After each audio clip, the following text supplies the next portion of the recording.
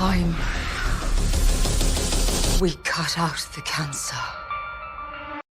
You want burgers, hot dogs, some chicken, and ribs.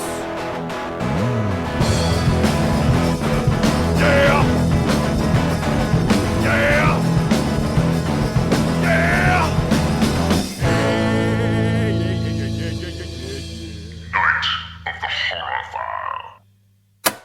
So do you think that you could stab somebody, like with your hands tied behind your back, where you can't see them with like your eyeball? blindedly? Like blindly stab someone? I don't know. I've been that But mad you have before. to be, no, like you have to have your hands tied behind your back. And you have to like stab them that way. Like, Oh, so I got a knife in my hand, but my hands are tied behind my back. yes. Well, yeah, you just like lunge at somebody. You could probably stab them at least in the thigh or something, you know? Or in Lunge the at them, gut. but you can't see them.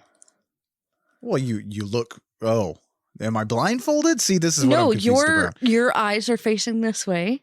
Okay. But Facing the your opposite hands- way of the person. Well, I would turn around for a second, get where that person was, then turn back around and lunge at them. See? But they could move in the time that you're turning around. This is a weird scenario. Why would I ever need to use this? I don't know. Why did they do this a bunch in this fucking movie? Well, because we have a backwards man. The backwards, The backwards man, the backwards man. Everybody loves the backwards. Okay. Not necessary. I'm backwards man. All right. Sorry, everybody. Tom Green. Nobody under the age of 30 got that reference. I did not know. Well, welcome to Night of the Horror File, man. We're closing out February. This is a horror movie and genre film podcast. And if you're just joining us, if you're just using us like we're a drug, Please don't. like are we a use us. drug? You got caught using Noth. Oh God. Ew. Gives you like it makes you itch. But I was gonna say, is that the thing where like it eats your foot away and shit? Like, yeah, freebasing Noth. That's not good, man. But if you're just joining us, this is a podcast where we take a horror movie or genre film and show it to my beautiful wife, Brittany, who then gives us her input. And sometimes she likes these movies and sometimes she doesn't. We're what do you say? You were 0 for 3. oh, for with the 3. likes. Yeah. Let's see if we can change that today.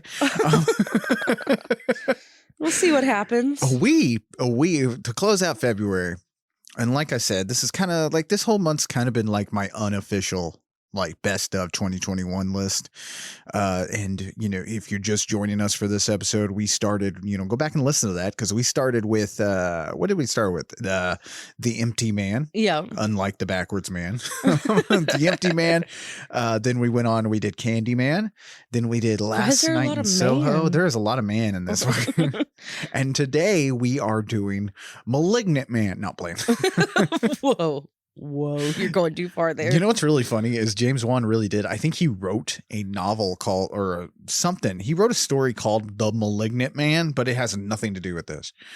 But so the Malignant Man is actually out there somewhere. What does malignant mean? Malignant means cancerous. Oh, really? Or terrible. Yeah, you know. Oh, Yeah, I didn't like know when that. you're I don't know, when you have a cancerous like cyst or whatever. Tumor is what God damn, you guys. Apparently I can't talk today. But speaking of tumors and malignants, what did we watch this week? Make you say it again. Malignant. Yeah, that's right. Because you didn't just say it 17 times. Malignant? Which Yes. is malignant. It's like one of those words that just like loses meaning every time you say it, you know? Say malignant like 7 times really fast. No. No? Okay. Well, let's get to the show. You're already annoying me. Oh Already. shit. We're we're off to a good start, I feel like. Well, anyway, as February closes down, we turn our attention to one crazy ass time of a film that came out in 2021. Directed by James Wan, Malignant is the weirdest studio horror film of last year, man. This is, for a big budget movie, this is not what you expect. No. For a big studio produced fucking horror movie, you're not expecting what we get today. No. Because this is like along the lines of like 70s and 80s horror. I agree. This is fucking out there. Now, this flick was announced back in 2019 with writers Akela Cooper and J.T. Petty attached with the screenplay, which was based on a story James Wan and his wife, Ingrid Bizu, wrote. Inspired, and it's kind of, today we have a mishmash of everything, man. I love it. We'll get to my feelings here in a little bit, but inspired by films like Dario Argento's Tenebra and Phenomena, the idea was to align this film with like a giallo kind of thing. Giallo, like that's kind of what James Wan is kind of going for here. Okay. Yeah. I don't think that worked, but okay. We got to do more giallo so you understand. Do I not understand? Because I'm pretty sure You've only seen Suspiria, and it's kind of giallo. It is, but it's not. It's debatable. I don't know. Okay, People but debating then all the we time about watch. But we watched Last Night in Soho last which week. is kind of. But this one wasn't even close to either of those. You'll understand whenever we see it. But now I will defend your point of view here, because this is not 100% a giallo movie. This is not like what you would see in Italian horror or anything like that. This is like inspired by. Okay. Very much inspired by. A lot of little points feel very much like that. But the story came about when Juan's wife brought him these facts on a bizarre medical condition, a teratoma, which is a rare condition in which a tumor forms like these tissues and stuff, like teeth and hair and bone and muscle. Ugh. Yeah. Usually in newborns, these are like benign and don't spread, but depending on the maturity of the cells, they can become malignant. Dun, Dun, dun, dun, dun. dun. Speaking of malignancy, let me light another cigarette. All right. I need a countdown of how many times I can say malignant. And then if someone gives me that count, Uh-huh. I will stab you that many times. Oh, shit. Well, anyway, James Wan is a giant fucking horror nerd. I don't think enough can be said about that. So when he heard this like fucking medical condition, he conjured up the most fucked up story he possibly could. They continued bouncing ideas off of each other, and it all just kind of snowballed from there. Now, the hard part was bringing it to the screen. Now, Wan wanted something he could really have fun with and, work more with practical effects like animatronics and puppetry and stuff like that. Right. And to me, this feels like James Wan having more fun, but I'll touch more on that at the end of the show. Now, for this movie, he wanted to break his own traditions. I mean, now, at this point in his career, we kind of know how a James Wan horror movie is going to be. You have Conjuring, all those kind of movies and stuff like that, and a Saw. He did the first Saw movie. So we all kind of know what he's going to be. And so he was feeling kind of backed into a corner here. He's kind of boxed himself is how he felt. Oh. And a lot of detractors have said that he relies way too heavy on jump scares. And he's like the haunted house guy. Oh, yeah, that makes sense. Yeah. Like I said, refer to The Conjuring if you want to know what I mean. I know. Now, Akela Cooper helped him shed that, though, with this one. Cooper grew up on a Missouri farm and loved consuming Stephen King novels such as Pet Sematary and I'm sure The Shining. Even more awesome is she was a huge fan of 80s horror, like A Nightmare on Elm Street, Pumpkinhead, stuff like that. Also, I really relate to her, by the way. As she said, her family were huge horror fans, too. She remembers seeing Alien in the theaters for the first time on her mom's lap. Oh. I know. What a sweet, wholesome movie. It's wholesome. Alien's such a wholesome movie. When John Hurt's getting fucking ripped apart. Anyway, Cooper connected with Wan and took everything Wan and his wife had laid out, and she fleshed it out, including adding the emotional layers like Madison's journey as a woman faced with domestic abuse and a series of miscarriages. I feel like today's movie is what it is because it is a mash of so many different fucking styles. there is everything combined into one fucking movie. Now, it's to I me, guess so, yeah. Malignant is like when you go to the soda fountain and you just put all the sodas in the cup, you know? Oh, Like a that's- suicide drink. Yeah, suicide drink. And so like that's what Malignant feels like to me. Now, whether that works for you, you know, it might not. You know, I feel like Malignant is definitely split down the middle of people who hate it and people who love it. Again, I'll talk more at the end. But with all that in mind, let's go ahead and dive into the Wonderfully Bunkers Malignant from 2021. So picture it. Simon Research Hospital, 1993. Dr. Florence Weaver is, You know, electrocuting Leigh's brain, and this is where it all started. electroshock. Now the level of camp in this movie, I think, is what really caught people off guard.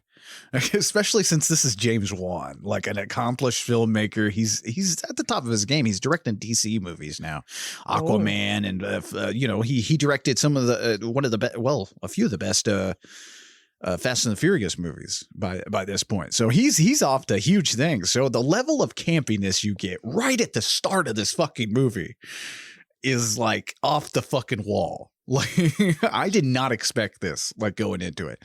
But and I think what really throws people off is because his horror films generally kind of take themselves seriously. You know, even when you look at what was that fucking ventriloquist movie he did, Dead Silence. You know, you look at that movie could have been packed with humor.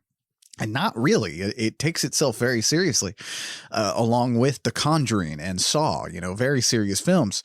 But this movie is not serious at all with some of its handling and stuff like that. Oh, yeah. Yeah, and the camp is also like seamless, though. It's intentionally put there by Juan, but it feels like it's unintentional. So people like start questioning his filmmaking skills. And I fucking loved it.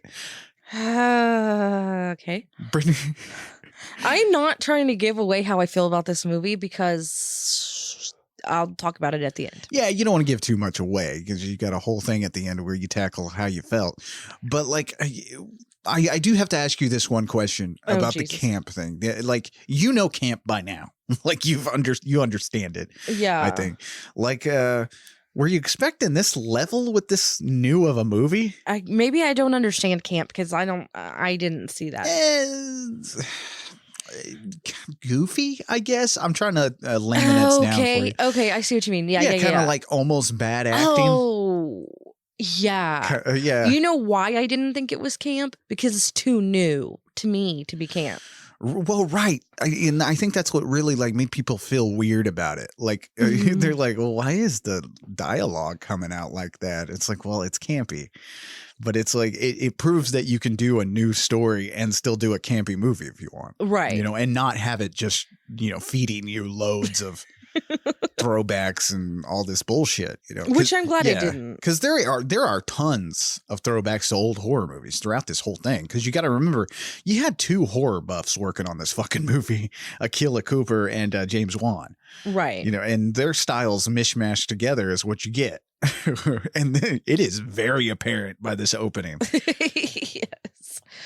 Oh, this movie. This movie is yeah, it's a movie we watch. Anyway. So, Simon Research Hospital, 1993. Dr. Florence Weaver is talking about a patient that they can no longer contain. His name is Gabriel, and he can control electricity, or he gets his power from electricity. Yeah. He's having a fit and killing people until Dr. Weaver shoots him with a dart gun, I assume. And then they strap him in a chair and realize that he can broadcast his thoughts through the speakers. Like, 'cause I guess he couldn't talk before, and now they can hear him through the speakers. Yeah, which definitely feels like a Stephen King move, you know? Oh, like yeah. Maybe Gabriel has The Shining or something like that, you know? Right. And then this is when they realize they have to cut out the cancer. They say this a lot in the movie. I'm only really saying it this time because it's stupid to me. It makes sense now that I know what malignant means. Well, because it's a fucking like one-liner we get.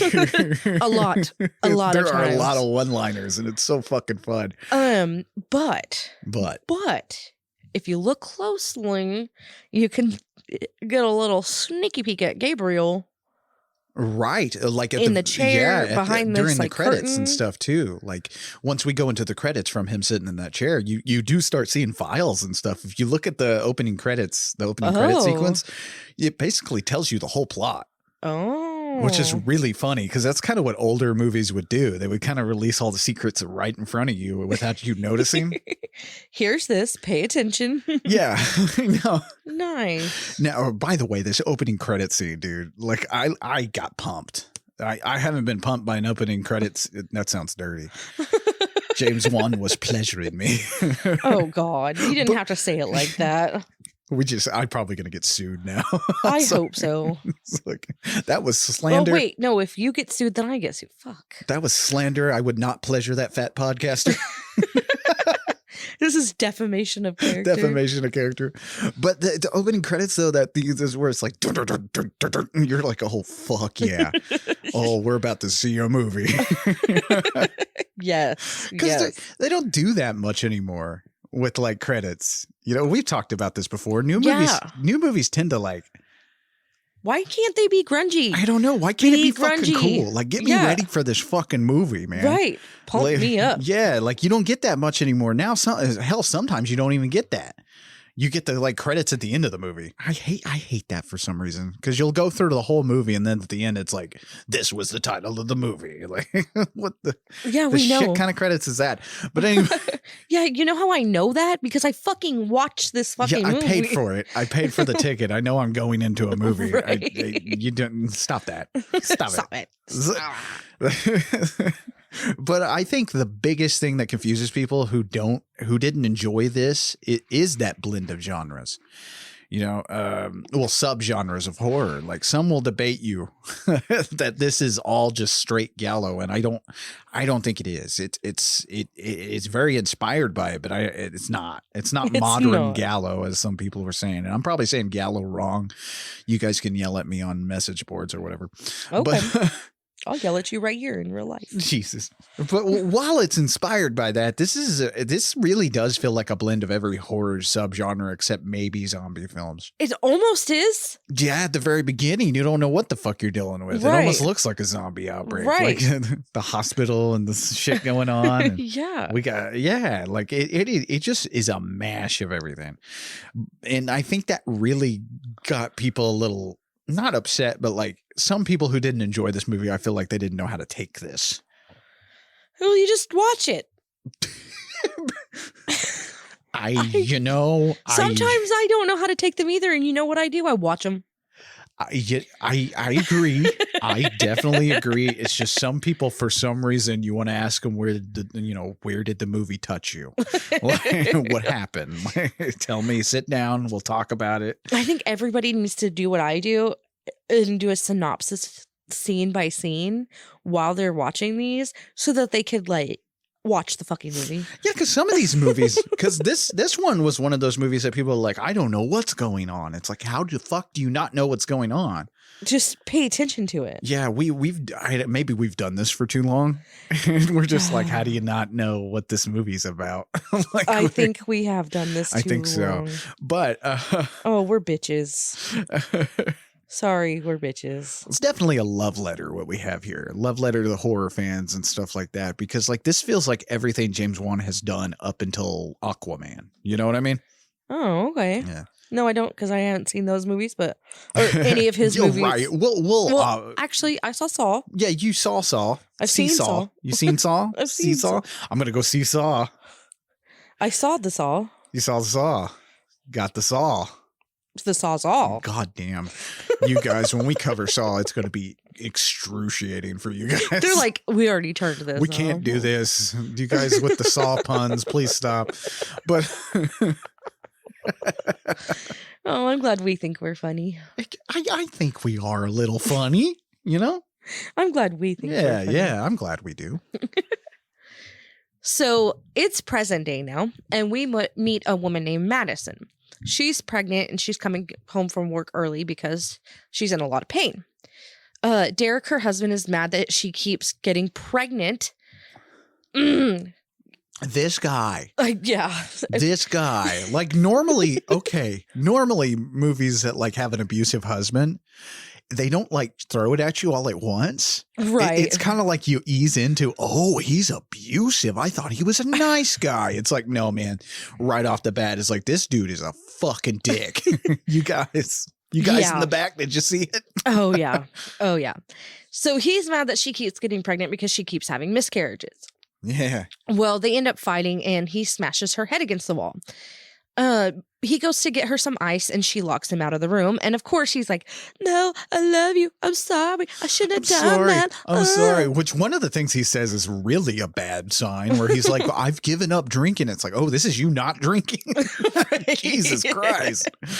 But Annabelle Wallis plays Madison here. She does a fantastic fucking job with this movie. Oh, yeah. Listeners might know her from The Silencing and, of course, the Conjuring spinoff, Annabelle, and currently as the voice of Zora on Star Trek Discovery, if you're a Trekkie.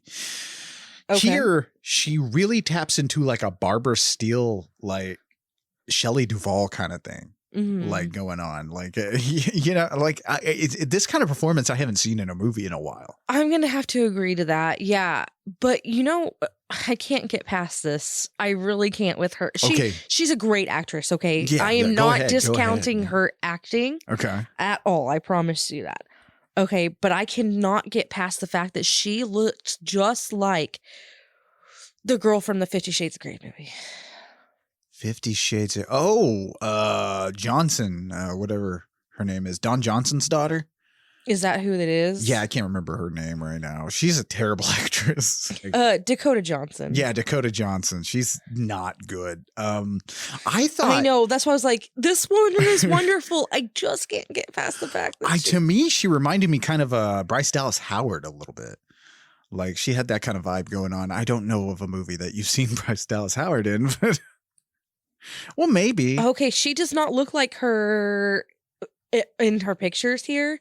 Oh, yeah, she's blonde in real life. Yeah, she's blonde. Which makes me wonder, I wonder if they put her in a wig or maybe dyed her hair temporarily. Probably dyed her hair. But, or maybe she dyes it blonde. Maybe she does blonde. Oh, I tell you, celebrities can make that shit look real, you know? They got the money, honey. I know, man. That is good job, you know? No wonder like these like celebrity hairdressers are fucking rich as shit. Yeah. You know, that'd be great. Why do I say it like that? Can someone truly be rich as shit? Is shit rich?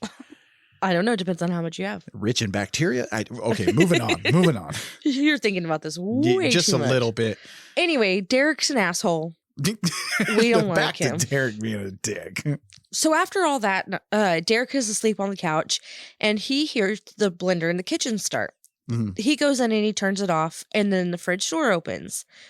Then the TV turns on. Yeah. Then he sees a shadowy figure sitting on the couch, but it disappears when he turns on the light. Then this shadowy figure attacks him. Which, by the way, you know what I had strong feelings of here was definitely like some J-horror. You know, Yes. like Japanese Oh, horror and stuff yeah. like The Ghost. Even the music is kind of like that. It's like, you know, like that kind of shit. Yeah, you're right. Yeah, so it kind of feels like it, which is really fun because like this beginning here with Derek getting fucked up, which thank God we didn't have to do more of the movie with Derek. Yes. But like this part right here definitely feels on par to what James Wan has been doing with horror. And I kind of like that because you're like, oh, okay, this is all right. Well, this is a James Wan movie. Okay, we're settling in. Right. It's not like that the rest of the fucking movie. it gets fucking more and more bug nuts as we fucking go. It's weird. it's weird. Which I don't think, like I said, I think a lot of people get a little turned off by that because you do go into a James Wan horror movie. If you're a big James Wan fan, you kind of go in with some expectations. Like I've always compared the Conjuring series, and I don't think he directed that third one actually, but I always compare the Conjuring series and the Saw movies to like an AC/DC album. Okay. You know what you're going into. Right. You know what you're going to get from that. So like there's not a lot of like surprises you're expecting. But when he starts piling on the crazy as we go through this movie, I think that kind of turned a lot of his fans off a little bit. Oh, yeah. Because some people were like, God, what a blemish on his career. And I'm like, yeah, he's so mad and upset about this movie. Yeah. As he's directing a fucking hundreds of $1 million fucking Aquaman 2. He's so mad. Oh, so he's mad. so upset. I'm sure he's just highly upset. What we're seeing here with this movie is a director who's on the top of his game, who's just he said fuck it and had some fun. Right. That's all this is to him. He's having a good time, and he's given like some of the horror buffs that supported him at the beginning a little bit of a, hey, I remember, don't worry. Because he's kind of gone on to do more action movies. Right. Yeah. And he's like, I'm still here. I'm still here. Yeah, I still appreciate you is what we're having here. So like, this isn't like something where he's like, oh, this is such a groundbreaking film and like it's going to change the world. It's like, no, he's like, you know what? I just want to do something different. So Madison wakes up and this was like a dream that she was having. But then she goes downstairs and she sees Derek is dead and the shadow figure starts to chase her. And Madison ends up getting knocked out. Yeah, like because it's like tackling that door in the bathroom when she runs up. Yeah. By the way, like the chase scenes and shit in this movie, the camera work and the cinematography are fucking amazing. Just this little chase scene is awesome. Oh, I have like follows her up the stairs. I have a whole thing. I just thought about this. I wrote this down somewhere. Uh-huh. Did I not? Is it this scene? No, it's later. You're confusing me. No, yeah, this is just my comment. I'm sorry. Okay, I was it's later. I was like, we're talking about that. I wrote it down. But we'll go into it a little more because there is a scene that is fucking wow. There's a lot of those moments in this movie, but definitely later, just that scene is gorgeous. And Brittany definitely noticed this. I did. She noticed the shot, and we'll get to it when we get to that scene. But like, what I really appreciate with this fucking shit, this opener, is this movie starts fucking with your ever loving mind. Oh, you don't know which way. You already said, she woke up from a dream. So immediately you're like, when she comes down and sees fucking Derek, which by the way, he's not just dead. He's been like hit by a car. Right. his like head is twisted backwards and on top of its neck and its bone is sick. Oh, yeah. His neck bone's sticking out. He's been pretzeled. So, so when she sees that, then you're like, well, was she having a dream? Like, what's going on? Like, that's where he wants you to be, when you're getting into this. You're like, I don't know what's happening next, which I liked. I do like that. So Madison wakes up in the hospital and her sister Sydney is there. Madison realizes that she lost the baby. This actually led us to have a very good conversation, constructive conversation. I suggest, without going like really, really into detail, I suggest that every man sit down with a woman that is 30 or older. Okay. Okay. And have a conversation about miscarriages versus abortions versus stillbirth. Okay. And everything that goes in between there. Okay, so you mentioned that like this is not what it looks like when you lose a baby, which push aside your upset about this is fictional. We understand that, but we got into this conversation about that. So is this not what it looks like? Your stomach doesn't immediately go down there. No, because it's not like you have 2 kids. You've seen 2 pregnancies, I guess I should say. You've seen 2 pregnancies. Okay, yeah. And you know that once the baby comes out, the belly doesn't go back to the way it was before. Right. And especially even like hours afterwards, like it's not your stomach's not back to normal, okay? Well, because you mentioned like they can't. Because I was like, well, didn't they cut out the baby? And you were like, no, they don't do that. And I was like, wait, No. what?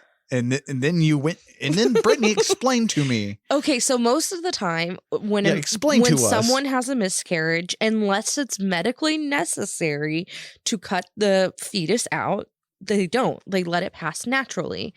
Because really, honestly, it should pass naturally. Your body will eliminate what it's supposed to. And if it doesn't, then you step in because the surgical procedure is more risky than just having the miscarriage. I guess. It sounds like a bigger horror movie than that horror movie we're talking about. Just having to sit with a dead baby in your belly, which, by the way, I'm sorry, this is triggering to some of you. Right. Now, what's different and what not different? Yeah. What was I trying to say? Let's not call them babies at this point because most of the time when you have a miscarriage, it is a fetus. Oh, okay.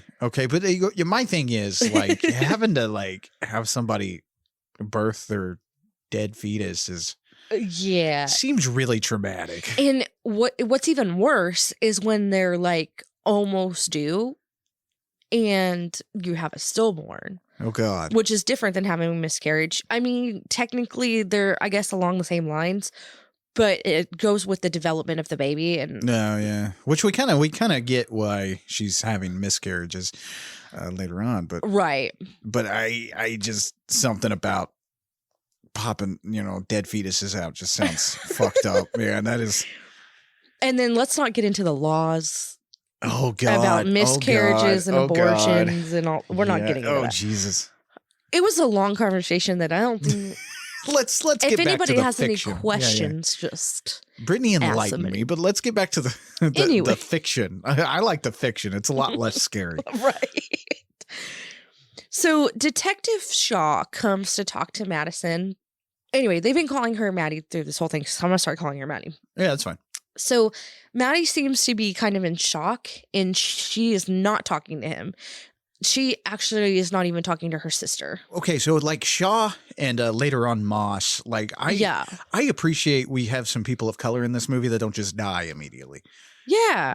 Which Cooper, who wrote this, and Juan himself, even though he's an Australian, I think he is of either Asian or Islander descent. I can't remember, so I'm not gonna firmly say, but right. But it's people of color, right? And it's really cool to see that here, and I think they handled these two characters really well because we're not getting the token black person. Yeah, we're not getting the token black person or anything like that. Right. We actually have a fucking character, which is nice.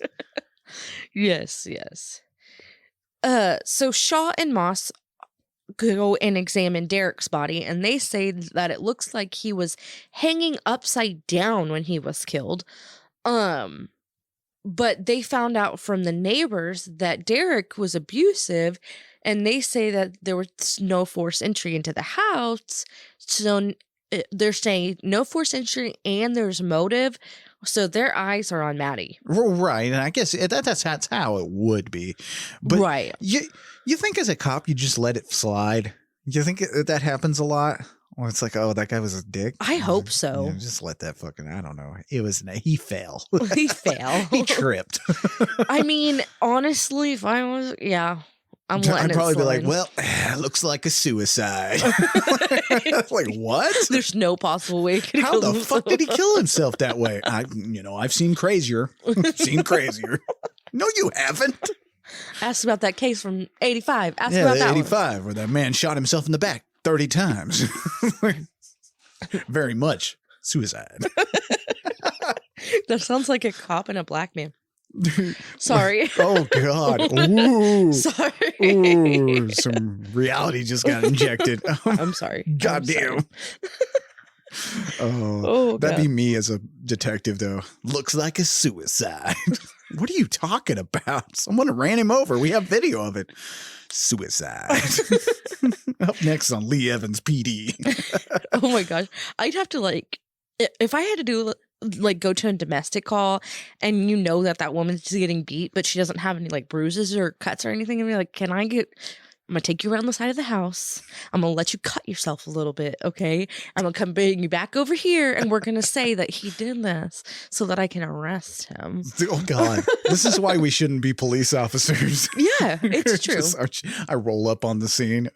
He was hitting me, and he broke my jaw or, broke my arm or so. Oh, put down the gun. What? Blam, blam, blam, blam. You gotta turn your body cam off. Oh, my body cam malfunctioned. Oh, we're terrible. Yeah, that's why white people shouldn't be cops. But anyway, moving on.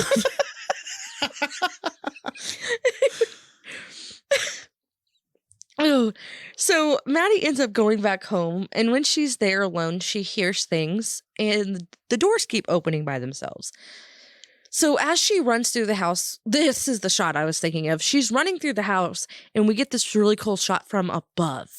Like, we're on the ceiling, and we're watching her go through the house. Yeah, it looks like the cinematography and stuff, like I said, is just gorgeous in this movie. There are some shots in here that you're like, holy fuck.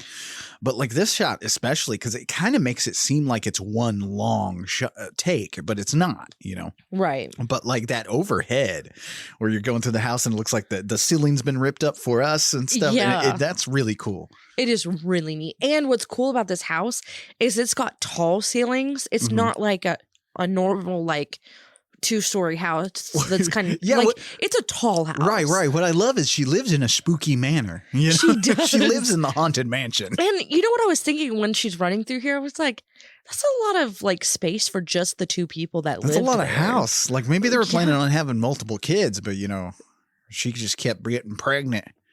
Getting pregnant, like he had nothing to do with that. I do love that he wasn't like an out of place Southerner, because they usually do that with abusive husbands. Like he's just out of place Southerner in the fucking movie. Because they're in Seattle, so it'd just be so funny if she walked in. He's like, "What you doing, getting pregnant now?" God damn. Well, you got me pregnant, so I'm just like, anyway. We lived in Alabama. This wouldn't happen. But my point was, is they really kept with that tall theme. Oh yeah, definitely. Like because she was like, we're like way up high, right, watching her down below, and I liked that. Well, because there's a lot of shots and stuff, and there's a lot of effects and stuff that make it like definitely take you into like an Alice in Wonderland situation, where you feel like. It's very much feels like a Nightmare on Elm Street. Yeah. And I got to attribute that to Cooper because as a fan of that movie, I'm sure she kind of laden that into the script here, because there are scenes where like the walls start changing and shit like that. Oh, and like stuff starts taking over to where, like I said, it feels like definitely like you've fallen asleep and gone into a nightmare. Right. Only you don't have Freddy Krueger turn into a polar bear or something, or turning you into a roach, or turning himself into a roach. I don't know. Thank goodness. Anyway. Things are going to get real dumb in 5 seconds. Oh my God. So she decides she's going to put deadbolts on the doors. And it looks like here that she's like boarding them up, but I don't know. I was really confused by this. I didn't go back to watch it. I don't know why. Anyway, well, Sydney comes over and Maddie tells her that Derek was abusing her because Sydney didn't know any of this. Yeah. She also didn't know about the many miscarriages. Yeah. That she had because, battered wives do this. They hide these things. Yeah.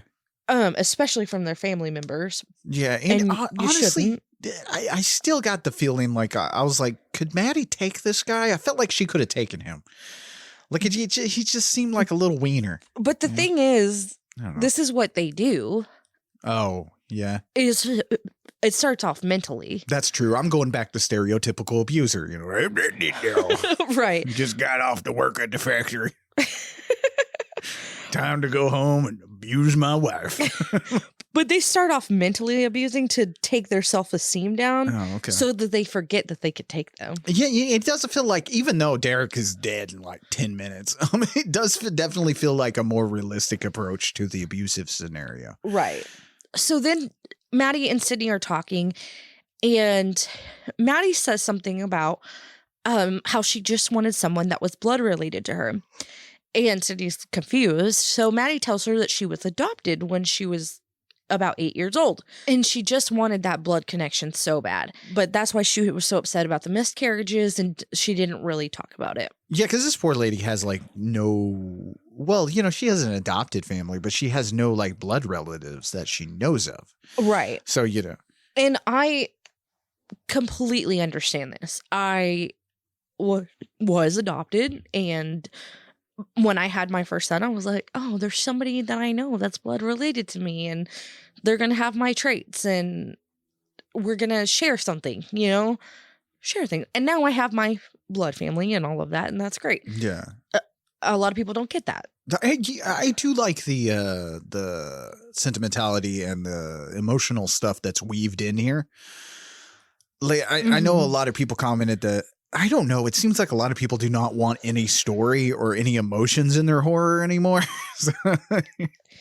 Like, and so like they bitch about this nonstop sometimes. Not this movie in specifics, but like I feel like they really do handle it pretty well here. Oh yeah. It doesn't take away from the horror elements or anything. Right. It just gives the backstory that we kind of Yeah, needed. it makes you like Maddie because you're going to have to like her to go on this little journey that we're about to do. Right. So now we're with a woman who's giving a tour of an underground city. When everyone leaves, she gets attacked and tied up by the shadow figure. Mm-hmm. Then we hear Gabriel talking through the radio. We know it's him because the radio thing. Yeah. And he says that he's been waiting for this, but he wants Dr. Weaver first. Right. And you're like, oh. Oh, shit. Oh. Oh, shit. Oh. Now, this Underground Seattle tour is an actual thing you can do. Apparently, parts of Seattle were built over the older city. And Oh. they left it there for flooding. Okay. Just like Tulsa has the underground tunnels? Yeah, only, you know, Kind of. we didn't. Why do we have It's underground? I weird don't- that we have the underground tunnels, but we don't use them anymore, I guess, because of homeless people. Yeah. You know, we got to make sure we get rid of all the homeless little sheltered areas. Oh my God, Yeah. yes. God help us if the homeless shelter from the rain. But you can get a tour there. You can go on a tour with those things. So those tunnels in Tulsa were built, I believe, for people to walk under the streets and stuff to go back and forth to Yes, businesses. because my family has talked about how they did that when they were younger. Oh, yeah. Is they walked under the tunnels to go places and Yeah. stuff. So just in our generation, not our generation, you know what I mean? Yeah. And our lifetimes. It's really cool, though, because you do get to see the underground Seattle kind of thing. I don't know if this is a set or if this is the real stuff, but it would be really neat to go on this kind of tour and get to see like a lost city kind of underneath Seattle. Like that's pretty neat to think of. Yeah. So now we're at Dr. Weaver's house. And she gets a call from Gabriel over the phone. And, well, duh, because it's a call. Why did I say that? And he says, it's time to cut out the cancer. And what I love about this is you feel like, because you know Dr. Weaver from the very beginning of the movie. Right. And so you think like, oh, wow, I wonder if she's going to be a character. And she's going to go on. It's Like, where does this fit in? yeah, where does this fit? Yeah. Hang on. Hang on. We're going to find out. Hang on.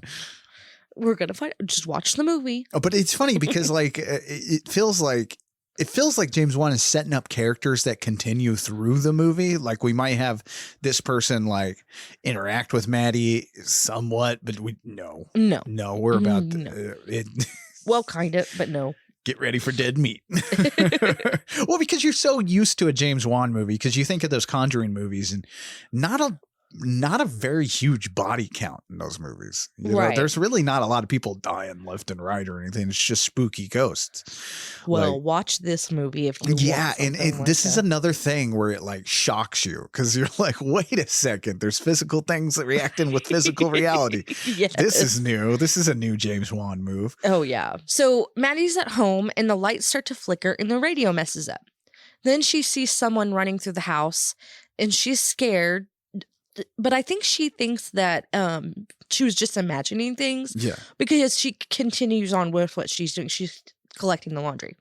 She opens the washer. It's one of those front load washers so you can see through the glass. Uh-huh. And she's putting the clothes in the washer, which I really love this this camera angle from inside the washer, and you're seeing her put the clothes in. I don't know. I love that. Well, because like what we're about to get right here is very much that Nightmare on Elm Street kind of feel. Mm-hmm. Through the glass of the washer, she sees someone that tells her to get out of her house. Well, tells someone to get out of her house. Maddie gets scared and she backs up, but she's got her hands on the ground. She's on the ground. Mm-hmm. She's got her hands on the ground and she can't move. She's frozen in place. Yeah. Then she sees this woman get picked up and dragged by this shadow figure. And the house changes. It morphs from her house and this is Dr. Weaver. This is Dr. Weaver's house. We know that this is Gabriel. Right. And he beats Dr. Weaver to death with a trophy that she has. Man, it is fucking brutal. and like, I loved it. I was watching this with my 14-year-old, with our 14-year-old, and they were like, what the fuck is going on? Right. Like, because you're lost. You're like, what? How the fuck? Because it does not explain any of this. No, we don't get much. I mean, we get hints. Like, talking about this now, there's definite hints throughout this, when the lights start flickering. Gabriel's around. Right. But and I'm explaining it to you because we're explaining the movie. But, but they don't explain it to you. No, you're very much lost. And I like that because this movie, say what you will about it, but like it keeps you on your toes. There is no, you don't expect the next turn. Right. So he beats Dr. Weaver to death with this trophy, and then Maddie gets thrown back into reality. She's like, what the fuck was that? Which this trophy is such like a horror movie thing because you're like, wow, that's going to be a weapon. That is a fucking weapon. Because it's got like this point on the end.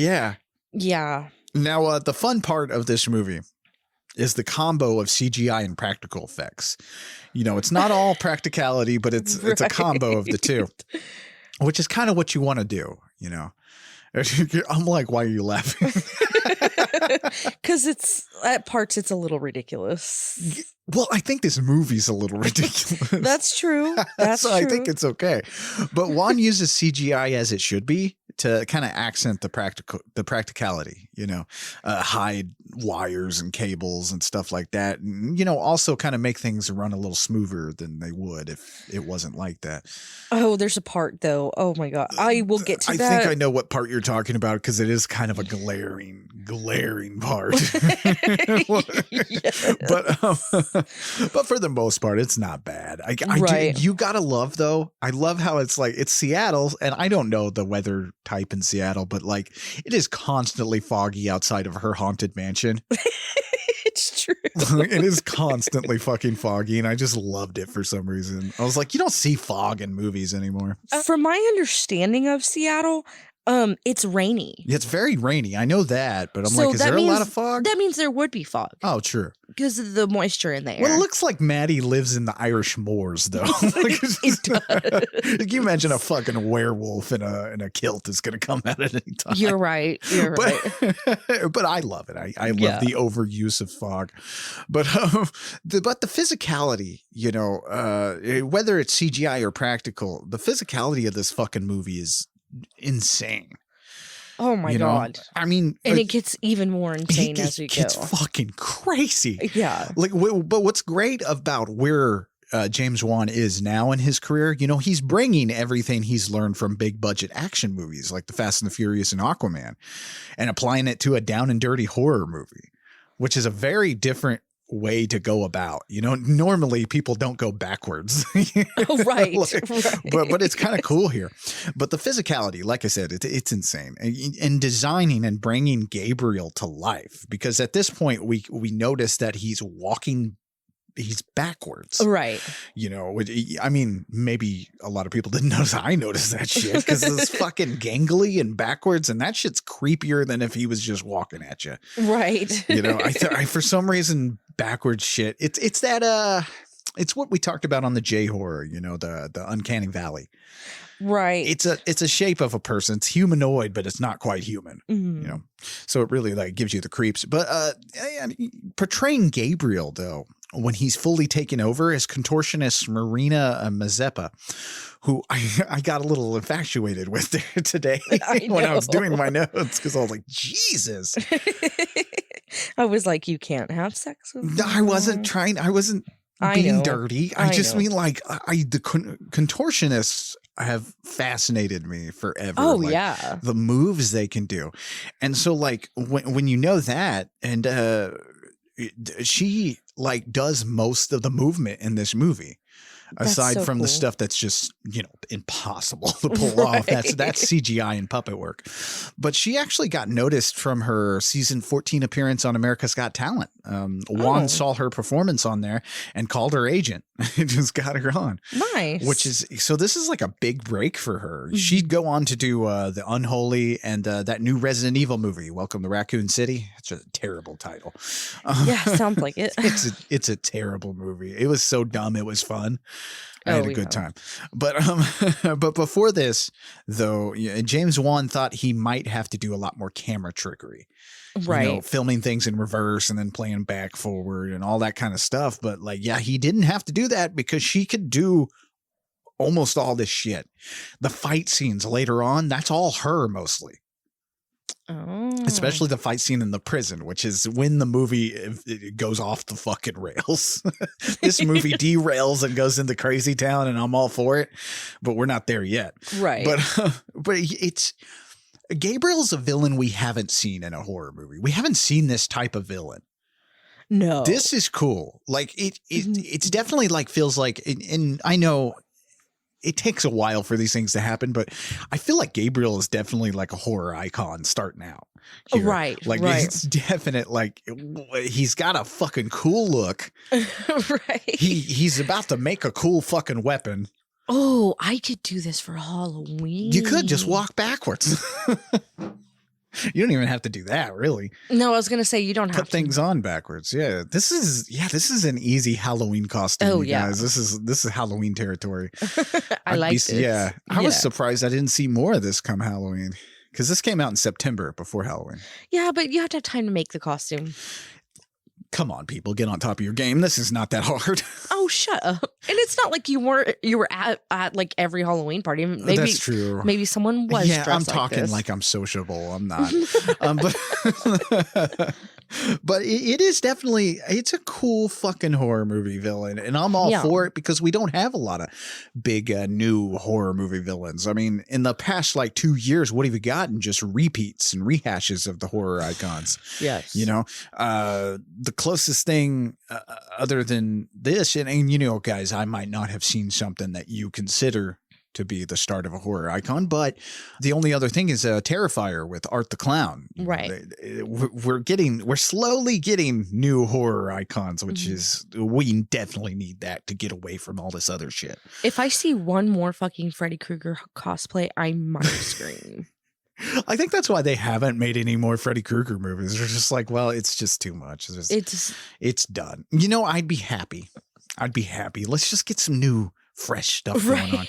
I will say though, Gabriel looks a little too close to Saw with the pig costume. Oh, I don't know about that. In some of the Saw movies, that movie needs to figure out what it wants to look like, because there's like a fucking doll, a puppet, then there's Saw in a boxing robe, or John Kramer. His name is John Kramer in a boxing robe. And then there's the pig mask with the boxing robe on top of that with long black hair. I feel like this kind of looks. I know what you're talking about. Yeah, this kind of looks like that, only without the pig mask on. And so I'm a little it reminds me of, okay, I know we don't really, whatever. You need to watch the movie before you listen to this anyway. Yeah, I would hope people do watch the movies before they take these in. It reminds me kind of Alien, like a early Alien meets that pig costume. Oh, okay, I understand. You see what I mean? Like, you don't mean Alien as in the Alien, the chest burster thing. Kind of. Really? Yeah. That's different. I think it's the mouth. Oh, you're talking about Gabriel's actual face that we see. Yes. Yeah. No, I understand that. That does give you it's definitely you're hitting when you actually get to see this thing's face. It's definitely like Freddy Krueger, alien kind of fucked up territory. Yeah. Which I love it. It's crazy. It's very crazy. But it's nice. It's really nice to have a new villain. Right. And the other animatronics and stuff, those were all done by a company called Spectral Motion. So Oh, okay. Okay. So Shaw and Moss are investigating Dr. Weaver's murder, and they find a picture of Maddie there as a child. Yeah. They say she keeps record of all of her patients, Dr. Weaver does. And they also say that part of the murder weapon is missing. I guess this trophy broke in the middle of this. I don't know. Yeah, he took the fucking spear point that's on this fucking trophy. Can we not make trophies with spear points on them? Yeah. But then we see that Gabriel is hammering the trophy and making it into a dagger. It's a long dagger. This is fucking cool, man. It's just there to be cool. It's Yeah. a cool fucking murder weapon. And it's gold. Yeah, like shiny, it's a shiny cool gold. fucking weapon for a horror icon to have. It's awesome. I was really glad that this thing wasn't like bronze and like brownish. Yeah, I liked that it it's was nice gold. and shiny. Like that's also kind of a Gallo kind of move, but like also it's a new weapon. You know, we don't have a glove with knives. We don't have a machete. We don't have a chainsaw. You know, this is kind of new. Yeah. I mean, it's a knife. Don't get me wrong, but like, it's still it's a little unique. Right. Which is kind of nice. He made it. Yeah. You want your villain to have something a little bit more unique than machete or whatever, you know. Machete. Anyway, I sorry. bet machete could have taken on Gabriel. Oh, I don't know. You fucked with the wrong Mexican. So Maddie is upset and telling Sydney that she saw her attacker killing the doctor in her house. She says it was like she was there at the doctor's house and at her own house at the same time. Yeah. And then later that night, she has another vision. This time, it's an old man asleep in his bed. And we find out later this is a doctor. Yeah. Another one of the doctors. We see him at the very beginning of the movie, too.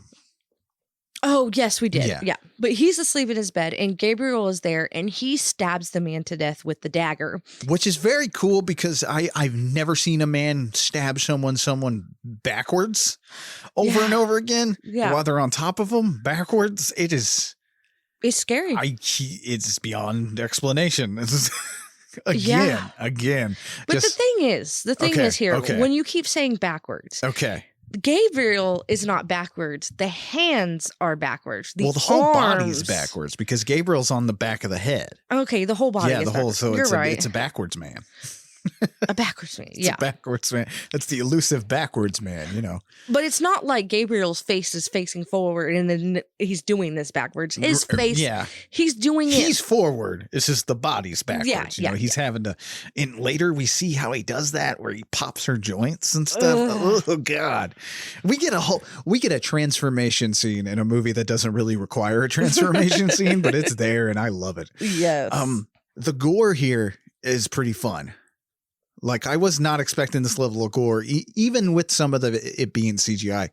I wasn't expecting this level of gore from a James Wan film. Oh, yeah. You know, I mean, we get it in Saw, but not so much when you get into Conjuring and stuff. I mean, those movies are rated PG-13 for the most part. Right. That's probably why there's not a lot of gore. I think they rated The Conjuring R for strong horror, when I'm like, it's not any scarier than anything else. I don't know. You're talking to a guy who thinks this is James Wan's best film. I love James Wan as a filmmaker, but I don't think The Conjuring and all those movies are very scary to me. I don't like them. I like them, right? But I don't really. They're not that great, right? they're not as great as everybody makes them out, right? So Maddie wakes up screaming, and she tells Sydney that she saw his face this time. So they go to tell the detectives what Maddie's been seeing, and the detectives don't really believe well, Shaw kind of believes what Maddie's saying. Moss, though, no. She's like, you're dumb. I love that. She is the comedic relief. She is, in a movie where we don't really have very much comedy. Yeah. Like, even though, like I said, this movie does not take itself seriously at all. Right. Like, it is camp to the walls. But like, we're a movie, we don't have a comic relief. That she does kind of act as our comedy relief here. Yeah. Like, relieves the tension a bit. Oh, yeah. Oh, it's hilarious, though. It's just, she's sassy. Oh, yeah, very sassy. She's like, this doesn't make any fucking sense. Yeah. And you need some help. Well, because what you have here, you have Scully and Mulder. With these two detectives, you have one, Mulder's the one who kind of believes into the supernatural and stuff and is more apt to go along with it, whereas Scully is the one who's like, well, no, that couldn't have happened. It's like there's a realistic explanation for this, which, by the way, in that show, what show is that? The X-Files. Okay. Which in that show, I'll just say, I couldn't remember. In that show, Agent Scully's a little messed up because you go 5 seasons and she's still like, I don't know, Mulder. Really? Yeah. You're like, come on, man. You've seen a flesh-eating bacteria, man. You got to believe something eventually. There was a monster man living under a house once.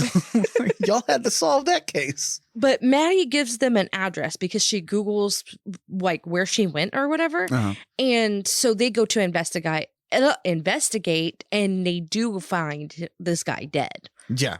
But back at the station, Maddie goes to the bathroom and she gets a call from Gabriel. He says her name is Emily. He says she knows who he is because he is actually more than just a voice in her head, even though those people made her believe that. And now they're all going to pay for it. And that's not what you want. You don't want to be hearing voices telling you to kill. I don't want a revenge voice. That's not fun. Why is the voices in your head never fun? It's never something like, what we should do. Oh God, are we going to kill people? Oh God, no. I was going to say go get Starbies, but that would be delicious. A chai That's tea what latte. the voices in my head. We get a chai tea latte, and you know what? No one's at home. We can get a donut. It's not illegal if no one's looking, right, buddy? The calories don't count if nobody's watching them. Thanks, voices in my head. That does sound like a good night. That's what we do. Yeah, it's never anything good. Good? The voices in your head. Every time you hear a voice, I'm talking like I hear voices in my head, and this might be concerning some listeners, and I don't, I promise. The voices in my head tell me to murder you every night, and I don't listen to them. Voices in my head tell me to burn things. Okay. I'm in danger. I'm in danger. Oh, shit. You did that spot on. Brittany has a good Ralph Wiggum impersonation. That was good. I just heard it too many times. Yeah. Just too many times. It's time for the Simpsons to die. I agree. Anyway. So Maddie drives her and Sydney to see their mom, and Maddie asks who Gabriel is. Her mom gets freaked the fuck out because she knows something. Yeah, she knows something. She doesn't know. Yeah, because this is her adoptive mom, and you gotta love a good adoptive mom freak out in a movie, man. Oh shit, she's calling me out on shit. It's like, oh fuck, she found out. Right? Is there she never wasn't supposed to? Movies would make you lead you to believe that every adoptive child has a fucking horror story backstory. Is that true? Kinda. You're talking to somebody who lived a 50s childhood. That's true. Except without the racism. That's true. Yeah, I mean, there's pretty much a reason why they were adopted. So good point. So, and it made me not like this movie horrifying, but but still pretty bad. Right. Not everybody has a defective teratoma or right. A defective. Is there an effective teratoma?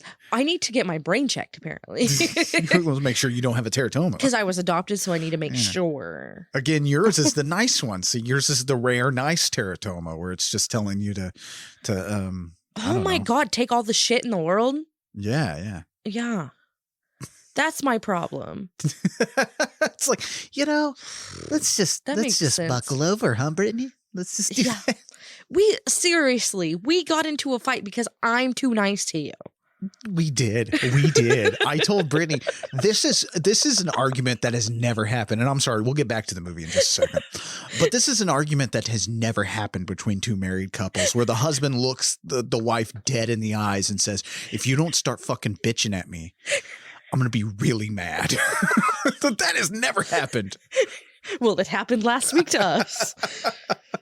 Because Why? Anyway. I've always been like that. I've always been like, you need to fucking stand up for yourself. Quit that shit.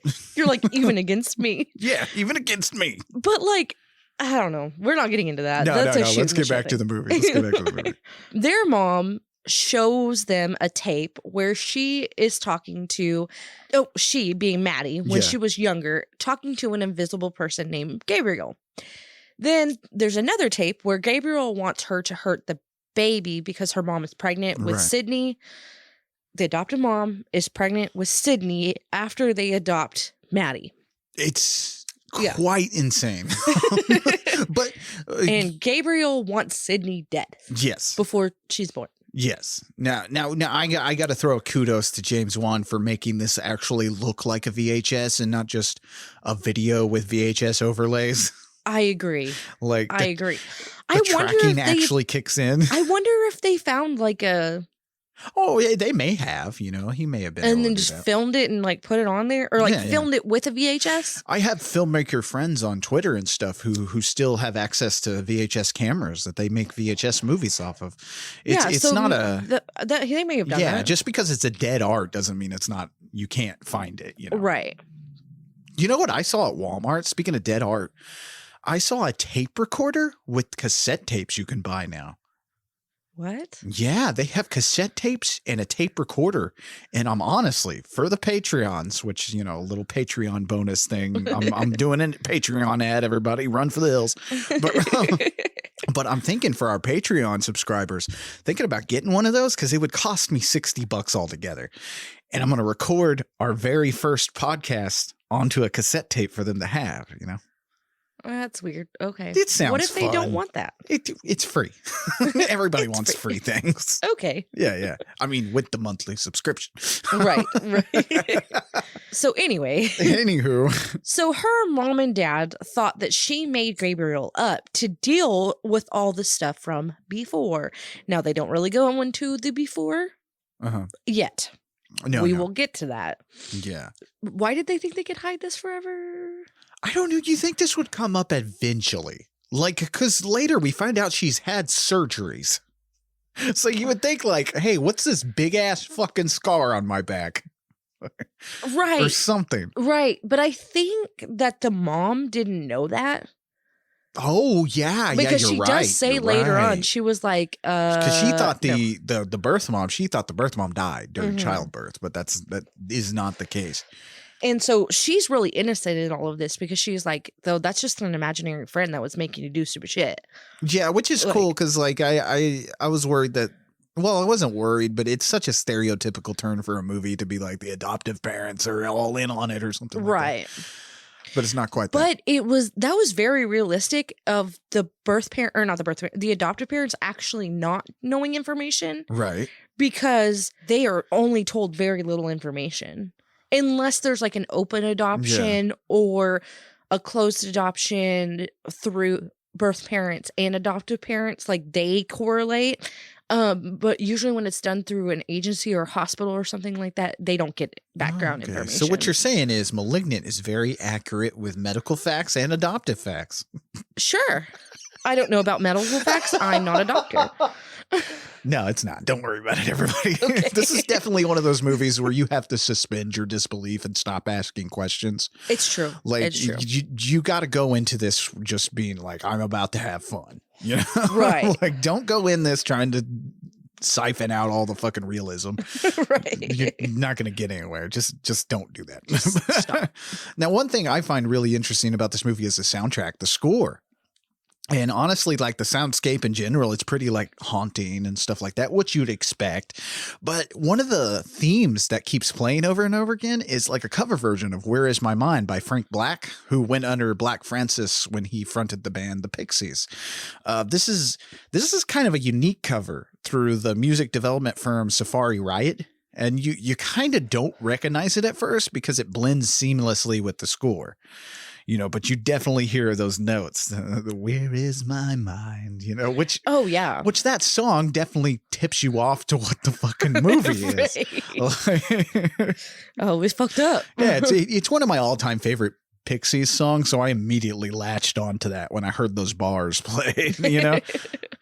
So Shaw is looking into the doctor's cases and comes across the one for Emily May. There are videos that the doctor had made, and she says that Emily is unlike anyone they've ever encountered. She said she was having mental psychosis and hearing thoughts from the devil. Then Shaw realizes that the doctors that worked with Emily were the ones that were getting killed. He's doing some detective work here, okay? Yeah, we got a little mystery going on. We got some police procedural here. Yeah. we got to have that. Yeah. So he goes to warn the third doctor before he dies, but it's too late. Yeah, that dude is butchered in a fucking tub, man. We weren't there yet. I'm sorry, but like the dead meat that these people are when they find them. But Maddie is seeing this on her end. We don't really see a lot of it, but no. We know that Maddie's seeing this. And so when Shaw comes in to the doctor's house to check this out, he hears Maddie say that he's still there. And she's talking about Gabriel. Well, Gabriel attacks Shaw. Which I gotta say, like the things where it's like she's looking through the mirror and like he can hear her a little bit, and yeah, Gabriel's hanging from the ceiling like some kind of fucked up ninja. This was fucking. I was just like, why? I don't know what this movie is at this point. This is fucking crazy. This whole scene is crazy. Yeah, it all explains to you. It all gets explained, but like it's just fucking this moment. You're like, what the fuck is this? Right. You know. Well, Gabriel runs away. He jumps down the landings on the side of the building, like these patios or whatever they're called, on this fucking skyscraper building. He's not hurting himself. Why the fuck did Shaw not go out the door and just go down the elevator or something? Oh, because he'd lose him. Yeah. But he just fucking jumps off this fucking building. Shaw's a fucking badass, man. There is another is there like, can we get a spin-off of Shaw doing shit? Because he's fucking cool. Like, I really do want to spin off with these cops investigating the Shaw weird and Moss. Shit. Yeah, Shaw and Moss, the movie. We need that fucking movie. But like, okay, a little bit on the CGI thing. I think this was a little bit glaring when he's doing the flips, when Gabriel's flipping around on these fucking things. Yeah, this isn't the scene I was talking about. This isn't the scene? No. Oh, this was the scene I noticed it the most. Like, I felt the CGI a little bit, which it's not bad. I'm having enough fun that this is fine. Right. You know, you're having a good time. So it's not like I'm complaining. It's just but like how do you person, get that? Yeah. How do you have even with the contortionist being as awesome as she is, which by the way, look her up. She has a reel of her doing, she's a martial artist too. She has a reel of that and she is fucking crazy. You've never seen moves like this before. But like, I think I'm in love here. But but like, yeah, how do you do that practically? There's no way. You got to have CGI. So it's fine.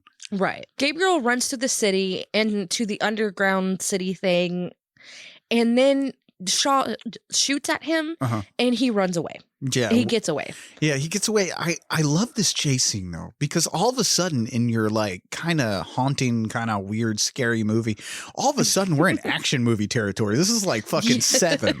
Like, we're having a fucking cop chase scene. This is great. So many things in one little movie. That's what I mean. It's like a mishmash of everything in this fucking movie. So the detectives go to talk to Maddie, and they have her do some psychotherapy to try and get some answers. Just gives more questions here in a minute. Maddie says that she had gotten better and then got adopted, and Gabriel followed her, but she was the only one that could see him.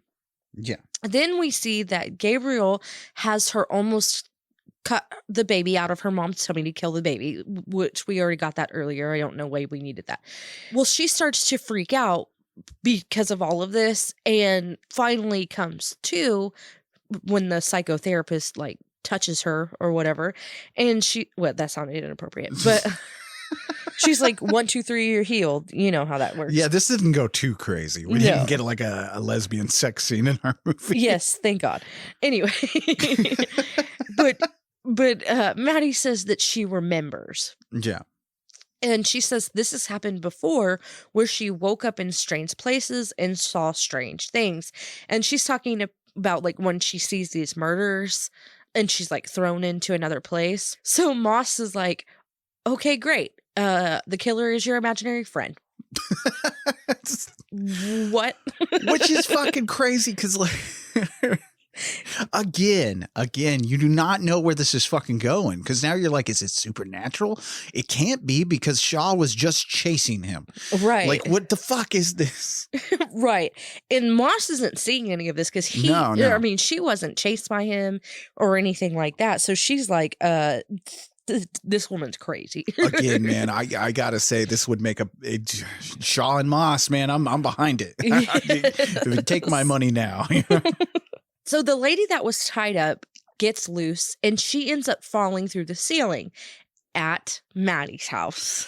Again, So she was tied up in Maddie's house the whole time. there are so many moments that just like take away what you're thinking. Because I didn't really know what was going on with this lady who was tied up at first, you know, because you don't get any like story of who this lady is until later. Right.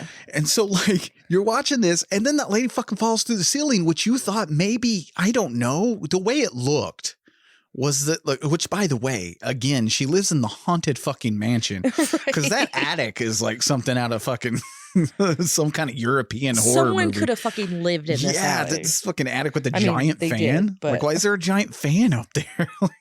Is that the attic fan? Yeah. But it's so big. Because the attic is huge. This is insane, man. This is what kind of property taxes does poor Maddie have to pay? I don't know. Like, yeah. Ugh. She is a nurse or something. I don't know. She better For be a like damn 4 good seconds of the nurse. movie. Seattle and these prices? No way.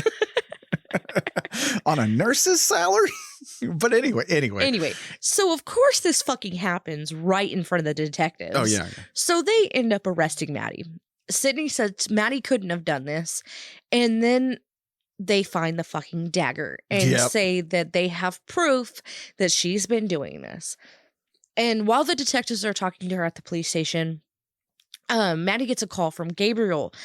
And he wants to talk to the detectives. And he says that Maddie used to call her the devil. Because they're like, who are you? And he's like, Maddie used to call me the devil. Or Emily used to call me the devil.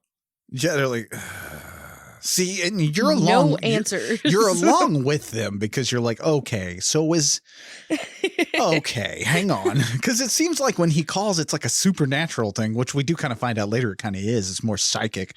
But like, just the whole time, man. How lost were you at this moment? I was pretty lost. And that's the thing. I think when people watch this movie and they get lost like that, which is where the movie wants you to be. Right. Like that's how it surprises you. Whether you find this movie scary or not scary, it still has it's so twisty. Oh, very and turny. twisty. And so it has you where it wants you. It wants you to be completely lost with this story. And so, like, where were you at this moment? Like, what were you thinking? I was like, I now I have to watch the rest of this movie because I don't even know what the fuck's going on. Well, because like where I was, I thought that we were dealing with a psychic serial killer.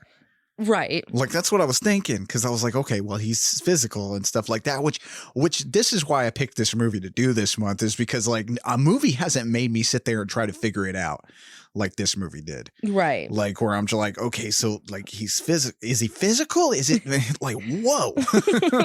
Wait, what is really happening? I have not had a mind fuck like this in forever. And so, you know, you got to thank James Wan for tickling your mind clitoris, you know? Right. Oh my God. Anyway. Got to flick that mind beam. Oh my God. Did I say beam? I meant bean. I thought I heard bean. So Oh, okay. Getting my masturbation lingo mixed up. Oh, I apologize, listener. you better get that right next I know. time. I need to be on top of my masturbation game. Because if you can't flick that bean right, You then got to flick that bean. Flick that mind beam. oh my That's going to be my new thing. If you can't flick my mind bean, then you can't flick my physical bean. There's a t-shirt. There's a t-shirt. $20 at T Public. Oh, fuck. Anyway. So Sydney goes to do some investigating about all of this herself. She's like, fuck all this. Yeah. And she drives to the Institute. Which is fucking Castle Wolfenstein. This place is This is a haunted castle in Europe. Where the fuck are we at this moment? Really? Like what? It turns into a Hammer movie, like a Hammer horror movie for a minute. Like we expect like she's gonna walk in and fucking Igor's there. Right? Like The what master's the in the laboratory. fuck? So it's abandoned, but she finds paperwork on Emily May and some videotapes. So she takes these tapes back home, and her and her mom watch them, and they find out that Emily, who is Maddie, well, her mother was 15 when she had twins, and she says that the boy is an abomination, and she leaves Emily with them. She wants them to take care of her. When Emily is a little older, she says Gabriel has been telling her to attack people and says that he is the devil. Then we find out that Gabriel is a skeleton thing on Emily's back. This part, Head. and Back of here the we head. go. Here we go. We're going into a different subgenre, which is body horror. So now we're getting some David Cronenberg shit going on. And again, you're like, okay, that's Gabriel. Right. So what happened? What? Because again, you think every time you're thinking you're getting a lock on this. Like I said, I thought maybe psychic serial killer or something. Right. Maybe we're dealing with a psychic serial killer. And and they fucking twist it in this fucking video because like they tell you at first, you know, about twins and one of them's evil. And so you're like, oh, our twin brother is the psychic serial killer. Right. Then they're like, nah, man, it's a Cronenberg monster on the back of this bitch's back. Enjoy. You're like, What? like, okay, man. Okay, James Wan. This is fucked up, man. But the doctor describes him as an extreme teratoma or a parasitic twin. So they share a brain, Right. and most of the body. Yeah. Oh, I'll get to that. Yeah. I'll get to that. Which a teratoma, it's typically not a Cronenberg monster, you know? So if you ever hear someone got a teratoma like removed, because it's rare, but it does happen quite a bit. In fact, I believe Cooper, Akela Cooper, who did this movie, who wrote it, wrote the screenplay. She actually knew she had a friend who had a teratoma removed. Oh, okay. So it's not, you know, it's not fucking out of this world or anything like that. That does happen, but typically it's just a tumor with like maybe some teeth in it Or some hair. Yeah. or some hair. Yeah. Yeah. But yeah. So nobody's like popping out with arms and shit on their back. I hope not. And if No, they are, no. can we get some? Jesus Christ, cut it off. Can we see? Fuck. Yeah, really. Can I see your teratoma? Don't mention his teratoma. But this kind of He will attack you. but this kind of really resembles the story of Edward Mordrake. Now, have you heard that before? I feel like I have heard that You probably name. have. You probably Yeah. have seen the many Facebook memes or memes. I think they're called fake bullshit, I believe is what it is. You know, Facebook is loaded with this fucking shit where it's just fake ass pictures with a story underneath. Yeah. Yeah. But so you probably know it from there. But I'm sure those of you who love American Horror Story also know about this urban legend because in one of the seasons they actually had Edward Mordrake mentioned in that.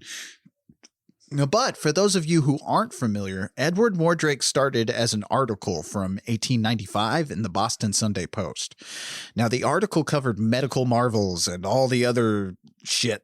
Like there was a time where we were obsessed with medical problems, which I think we still are, only to a different degree. Now we're all like, oh, that poor person.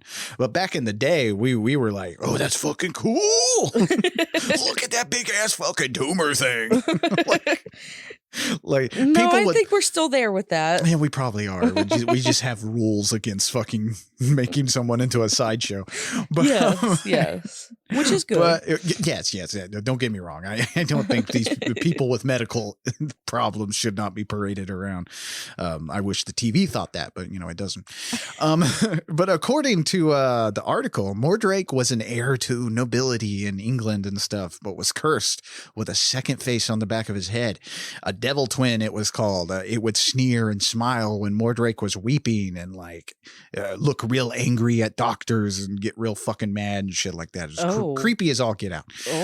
But he apparently begged doctors to remove it, and they wouldn't because it would kill him. And so finally he fucking killed himself because it would, he said, it would whisper horrible things to him while he slept. And so he committed suicide at the age of 23. Okay. Now, not saying someone didn't exist back in 1895 that had a teratoma, that may have happened, but it's definitely, we can't prove that Mordrake ever fucking existed. Okay. That's what I was going to ask. Yeah. There's no recorded, and there's never been a recorded twin like this, like a fucking face evil, on the back of your head being all evil and shit. There's never been something like that. So we have no records before or after, and we have no records before or after about Edward Mordrake. So we have no idea if that fucking even was true. So it's probably more than likely just a fucking thing somebody made up. Okay. But what's really weird is all those other medical marvels in that fucking article, it disappeared for the ages, but Edward Mordrake persisted. And now, like I say, you see the urban legend pop up on Facebook accompanied by spooky pictures. That someone photoshopped. Yeah. There's been so many different kind of photos that's what he looked like, or this was his skull. And it's it's all been debunked. Right.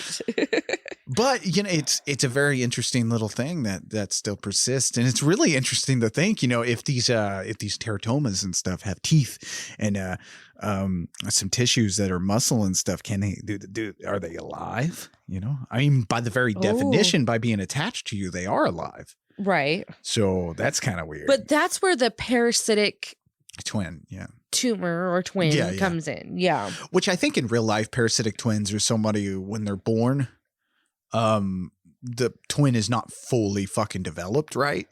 Obviously. And it is basically, well, that's what a teratoma is, but it's basically just killing the other child. So they have to remove the parasitic twin. Right. There's no backwards man. They're not just saving it for later just to see what happens. No. Because that's exactly what they do here. They do. They do. They lock him up they put him in a fridge. Both of them. Yeah. They fucking just slap some saran wrap on him the way they do. Fucking set him aside for later. Well, let's just see what happens. Oh my goodness. Anyway, so we find out that since they share a brain, Gabriel hijacks the body and it makes it look like Maddie or Emily is doing all of this stuff. So they removed everything they could off of her body and suppressed everything that they couldn't. So they just shoved Gabriel's head into Maddie's head or Emily's head and just sewed it up. Yeah, you're just well, okay, no wonder this bitch had to die because she fucking a mad scientist, this little girl. Right. We'll just push him into her brain. It'll be fine. This won't come back to haunt us. And in the movie, they just shove it in there. Yeah, and they put literally the skull just back push it in and close the skull up over him. What? What? So now, Gabriel is trying to come out through the skull. Yeah. And while Maddie's in the jail, he comes out. He bursts out through the head, through the skull. Yeah. And he kills all the women there. Which okay, so one of the women, because when she first gets to jail, the women are fucking with her, fresh meat and whatever. Right. One of the women, the trucker looking one with the mullet, that's Zoe Bell. Is it? Yeah, that's Zoe Bell. Oh. Which, stunt woman, Quentin Tarantino favorite to work with. She's aged a little bit. Yeah, a little bit. Well, they aged her up for this movie. Oh, Zoe okay. Bell's a very beautiful lady. Oh, yeah. They made her look pretty rough for this role. But I was again, this movie just keeps fucking surprising me. And then all of a sudden, Zoe Bell is a fucking trucker lady. Right. in prison. Like, with Zoe Bell's reaction to when like fucking Gabriel starts crushing out of this lady's skull is like what we all reacted like this whole entire movie. Right. What the fuck? Right. So this is where the CGI really got me. And It does kinda not come in. It's not Gabriel that in this part that got me about the CGI. It was Maddie's face. Because when he's like moving around, like moving the body, her face is definitely CGI'd. Well, because what they did was, and like I said, the majority of the movement you see Gabriel doing, that's all the contortionist that I mentioned earlier. She's doing all that movements in the fight scenes and the choreography and stuff like that. Now later when she gets to the bullpen, which is, I don't know, it's the best fight scene I've seen in a movie in a long time. But when she gets to the bullpen, like that's more CG'd because she's doing a lot more aerial stunts and stuff like that.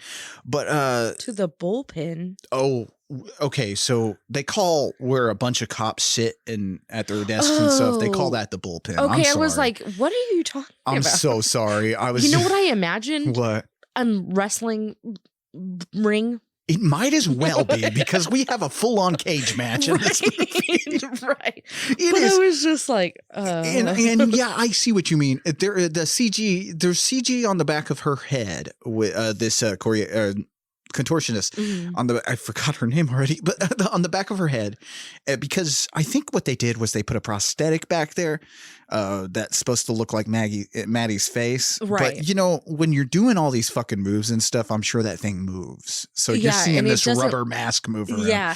And I think that they did a little bit of disservice here doing that. Like they could have just like darkened it or something. Yeah, I would have been just fine. Like have the hair across the face so that you didn't see it. It kind of feels like some moments when the CGI gets a little out of hand. Yeah, it feels like they're trying to make this believable. And it's like, don't do that, man. Don't do that. I'm with you. I'd be more, I'm like along for the ride. Right, just put the hair over it, and I'm not going to question it at all. Yeah. And we're nitpicking. Like it really isn't that big fucking of a deal. Right. Like, but it's just the CGI does get a little hand here, but man, the fight scene makes up for that shit. This is in fucking insane, and this is what every fucking critic said. They were like I remember Chris Cabin, who hosts one of the podcasts that influenced this show, We Hate Movies. He co-hosts over there, and he said he was like, I was kind of not into this movie for the first parts of it, right? But this last third is what got him. He was like, it makes up for the entire thing, and it is fucking nuts. Right.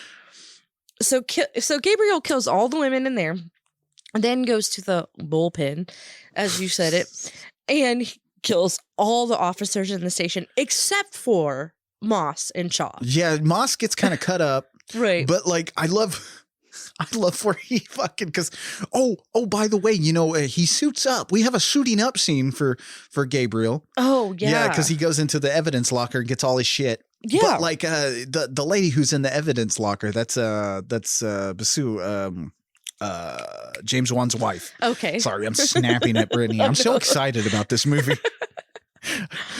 I notice you can tell my pure excitement about movies when like I really get into it, but that's his wife in that scene as a cameo. But like, yeah, you get a suiting up, but like the fucking part at the end where they're getting away and they're about to go through that door and Gabriel just grabs a fucking chair and just hunks it out. Oh yeah, like it is a wrestling move. Oh yeah, like, what the fuck? They're just like, ow. Oh, but everybody gets fucked. Dude, fucking Gabriel could give Jackie Chan a run for his money. This is fucking cool. Right. Like, and again, like, I felt like whether you thought this movie was shit or not, I think all this fun stuff really does make up for that. It's fun. You know? Oh, yeah. So Sydney goes to see Serena. That's the mom or whatever. She's at the hospital, and Sydney wants some answers from her. Then Shaw goes there because he knows that's where Gabriel is going because he put all the pieces together too. Yeah. Everybody's putting pieces together. And they're all there at the same time. And Gabriel wants to kill Sydney because Emily chose not to kill her when she was in the womb. Yeah, I think he's got a very possessive thing, which is more of that like possessive, abusive kind of relationship thing, just kind of plaguing her, you know? So he wants to kill the sister. So then Serena says that she should have loved him no matter what because he was her son. Then Shaw comes in and shoots Maddie because Gabriel. Yeah. Shooting Gabriel, whatever.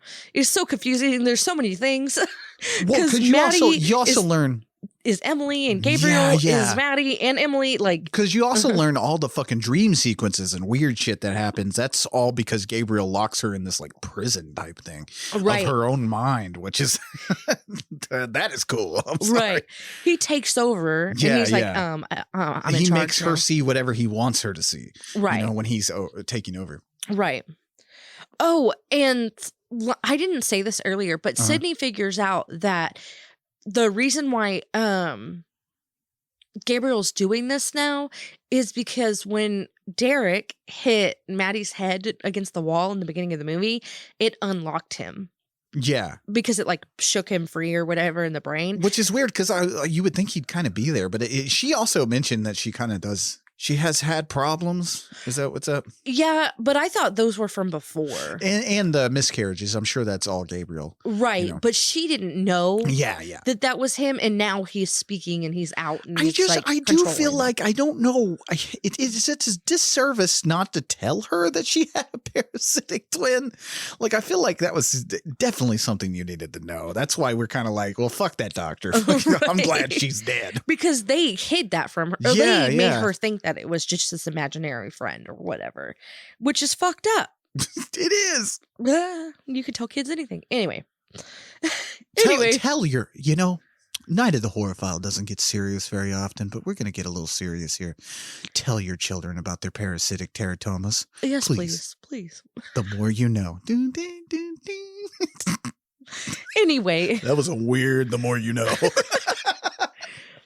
Talk to your kids about parasitic twins. Or they'll find out from their friends. It's 6:38. Do you know where your teratoma is? It's telling me to get Starbies. Oh my God. Anyway. So Gabriel kills Shaw with the dagger. Mm-hmm. Sad. Then shoots Sydney when she's trying to get Maddie to take the brain back over. She's like, Maddie, you're in there. You can do this. You can take him over, whatever. So Gabriel shoots her. Then suffocates Serena. Which I love this fake out because you're like, whoa, he just shot that lady in the fucking head. Yes. We're just saying fuck all this. Yes. Like he takes that hospital bed, the extra hospital bed in the room, and just flips it over on Sydney. Dude. Like, whoa. It's crazy. This whole thing is crazy. So Maddie starts working against Gabriel and she takes over. Yeah. She says that he doesn't get to control her anymore. And she locks him in a cell in their brain. Like puts him in this dark room. Locks him away, up, man. It's pretty cool. Throws away the key. Then when she comes to, she transforms back to Maddie or whatever. And Sydney actually isn't dead, and neither is Serena. And Maddie says, they will be sisters forever. Yeah, which basically Maddie, made Gabriel see what he wanted to see, Right. Made him see some shit. Right. This is where it ends. They're just hugging and they're going to be sisters forever and happy La La Land. But you hear the electricity buzzing, so you know he's still there. Dun dun dun. I agree with you. This movie does, which is fine. I think Maddie did deserve a nice ending because we watched this lady get tortured the entire movie. That's true. Even her fucking wiener husband beat her. We did. It would have been. She's had a bad life. It would have been too much of a down note to end how they probably were gonna end because it was supposed to end very light on a very bad down note. Oh yeah. But they in no sequel setup, which they do they leave it open for a sequel, and I'm like, how? There's where no are you way. Gonna go? Like, yeah, you can't top this. So I kind of hope they don't have a sequel, unless it's Shaw and Moss. I will Oh, I that's will a pay for spin-off, that. not a Yeah, I sequel. will pay for that series. Sean Moss doing X-Files like shit. I want that. I want that series now because that is fucking gold. Somebody get on there. And that goes to show you, like, James Wan is very good with characters. Mhm.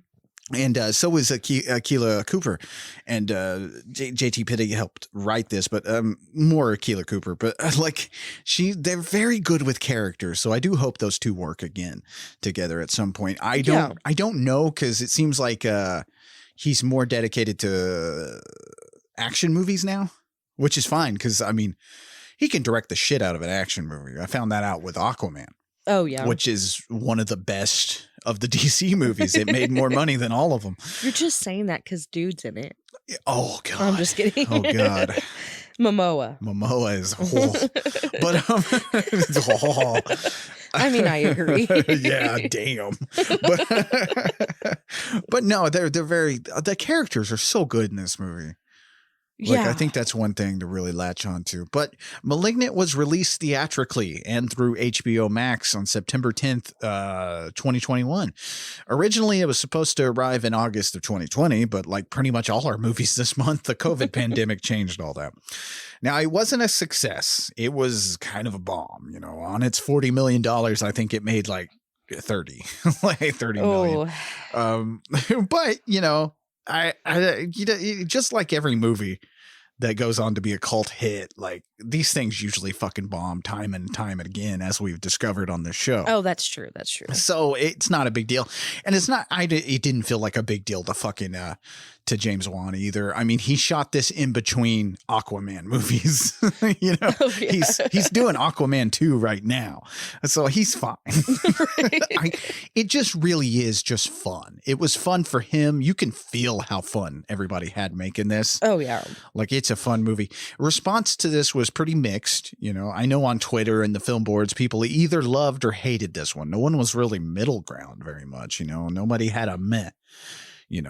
Which I think people going into it who were expecting more of like The Conjuring and more along the lines of a normal James Wan movie were probably a little disappointed by this, because this is fucking this is not it. Stephen King actually did see this movie and he thought it was fucking amazing, which he should, because this feels like a Stephen King story. Yeah, very much so. And so did Nicolas Cage. He called it an inspiration. Oh my God. Thought it was the best movie of 2021. So that's why you watched it, because Nick Cage watched Nick Cage loved it. And so, this movie could have used some Nick Cage, I feel like. No. Brittany's like, please stop with that.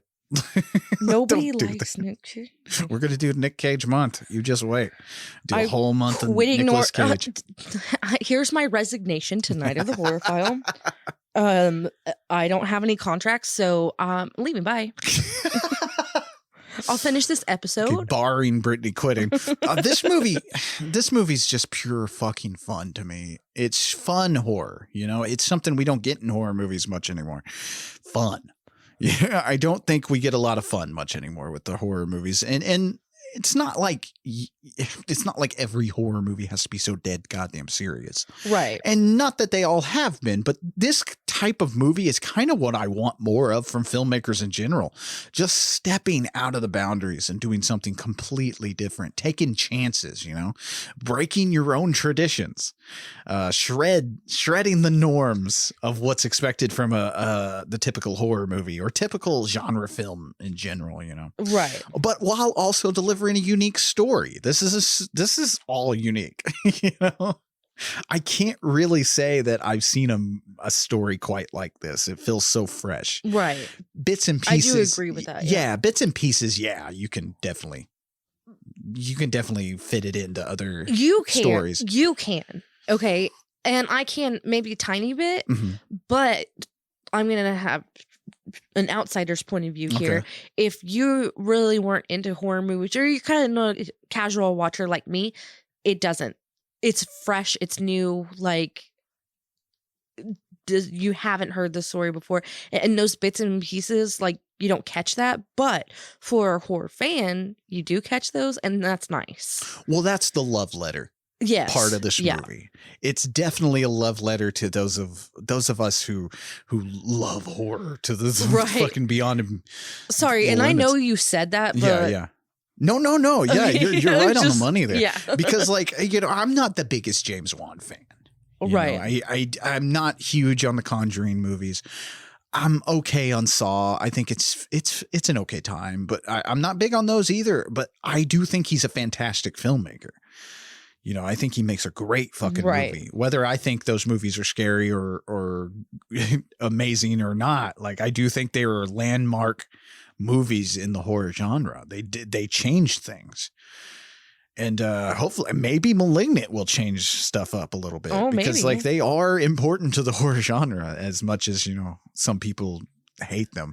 Some people hate them a little much, I think, because I think they're perfectly good horror movies. But that's just me. Everybody's taste is different, which is fine. But like, it just James Wan stepping out and doing something completely new and unique is what makes him a great filmmaker to me.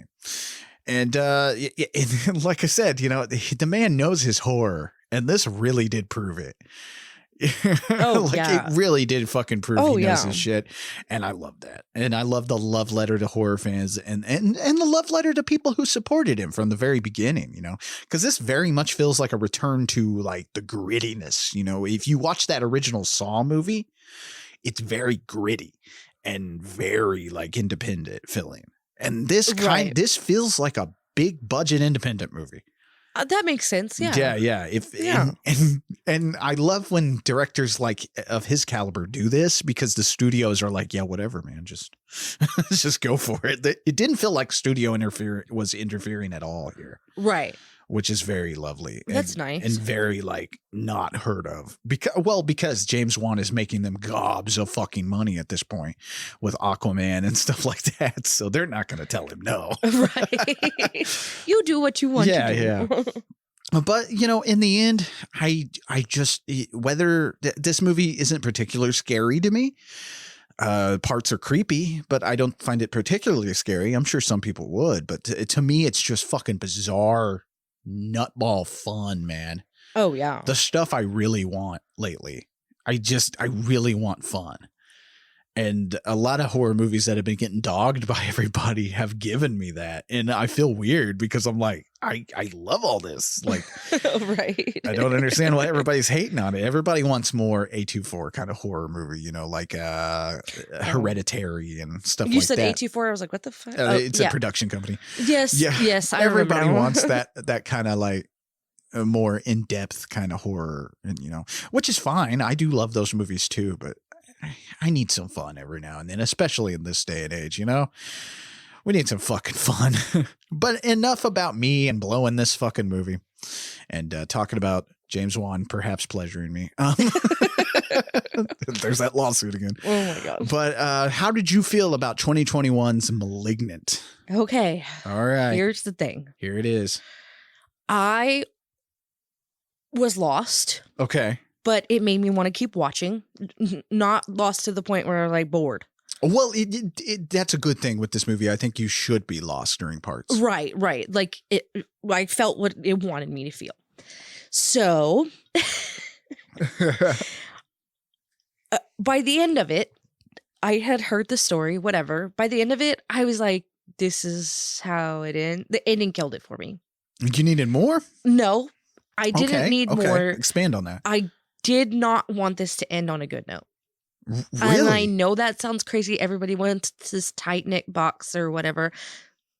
No, I don't know how to explain this. It sounds really bad. Okay, it's okay. It sounds really bad. No, it doesn't sound bad. Remember, everybody has a different view of movies. Everybody's opinion is valid. I think that's something we strive to fucking say here on Night of the Horror File. Whether I'm like, why didn't people like this movie? That has nothing to do with anything. That's just my opinion. But everybody's opinion valid. So like, how to go with it. So if it was my ideal movie, I'm not a filmmaker. Okay, so this probably sounds really stupid, but ideal to me is, when Maddie locks him up in their brain or whatever, when she comes to, everybody is dead. And I know that sounds crazy. We don't want all of her family to die, whatever, all of that. At least Serena be dead. Okay. She was not needed. Yes, she was needed. She had them, and there was something wrong with them. She was kind of like the keystone to this, to get everybody together at the end. But we didn't need that. I understand. Like, the convergence could have happened somewhere else. Like, they could have come together somewhere else. Like, that wasn't needed. So I felt like her still being alive was just a little weird to me. Sydney being alive, I guess I understand for the feel-good heart. Like, we're going to be sisters even though we're not blood. That's just, I don't know. That's just weird to me. It feels like smart storytelling tacked onto a really stupid, fun movie. It feels a little weird to me. Yeah. Because like, I agree kind of with you with this ending. Like, I feel like, which I think what did it was the fucking third act fight scenes. The fucking insanity of all that kind of makes this a little underwhelming at the end. That's what it is. It's very underwhelming. Like, I could have done 30 more minutes of a story and it end and then it ended like this. Oh, okay. Yeah. But we just went off this high and then they just dropped us out. I agree. It felt like, I agree. It felt like they were at the end of their budget. like we gotta wrap this shit up, man. Like, it's over now. It did feel kind of like, I mentioned Stephen King earlier. Like, this does feel like a Stephen King story, which he's notorious for, people accuse him of not knowing how to end something, but I don't think that's it. I feel like Stephen King's endings are really messy and just kind of dirty. Like, they don't end the way you want them to be. Like, I don't think any of his books really end that much on a happy note. Right. It ends with like, it might be happy that the main dude's alive, but like he's gone through all this bullshit, Right. And I think it's more realistic approach. And I do think this movie would get bumped up even more for me if it did end on a down note. Right. That's what I mean. Yeah, we sound like nihilists, but it felt like it ended too happy. It did. It was too much of a fairy tale at the end after this nasty, gritty, like, I don't know. It's like someone fucking puked on you and then they hugged you. Like, did he? I don't know. That's perfect. That's a perfect explanation. That is a perfect explanation. It is a little too saccharine here. At the end. And so I'm gonna have to. I don't know. I understand. No, you have an opinion. I think I'm in the middle with this. You're in the middle with this movie. Nobody's in the middle ground. They hated it or loved it. We found a middle ground, lady. The whole time we were talking after I watched it and stuff, I'm like, I don't know if I like this. Yeah. But I don't hate it either. Like, so it wasn't the worst movie I ever seen. Skirt in the middle there. Yeah. Like, it's not the worst movie I ever seen because I was watching it. I was intrigued the whole time. But then I didn't love it either. I don't say that, like, I don't ever really like to lean into the whole camp where it's like, well, if you just saw more movies, you'd probably appreciate this.